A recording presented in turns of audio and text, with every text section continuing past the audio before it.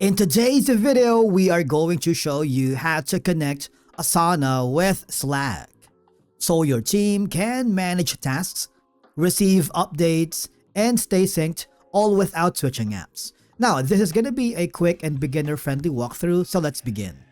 Now, before anything else, you want to make sure that you have your accounts ready for both Slack and Asana.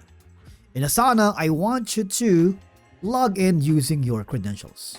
And then from here, I want you to click the Open in Browser because this will forward you to the main dashboard. Now, at the bottom left corner, I want you to click to your profile icon and click the gear icon that says Settings. In the Settings tab, I want you to click the Apps, and from here, you just have to search for Slack, right here. As you can see, you can get notified in Slack when tasks and projects are updated in Asana. All you have to do is very simple, click the Connect button, and this will forward you to a new page. Remember earlier, I asked you to make your accounts ready because you need to grant permission so that Slack can access your Asana account. And click the Allow button. And what will happen is, this will forward you to another page, wherein you can simply choose the following options if you wanted to have more control on the app permissions.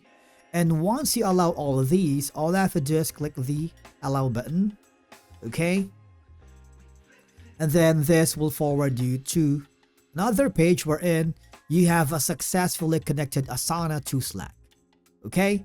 Now, all I have to do at this point is to open the Slack, and if you ever need to disconnect the integration, you can simply click this and click the Leave option or Move to, okay, or Remove Access. You can always reconnect at any time using the exact same steps. And basically that's it for today's video. Now we have successfully connected Asana with Slack. If you found this video helpful, do not forget to hit that like button, subscribe, and we will see you again in the next video.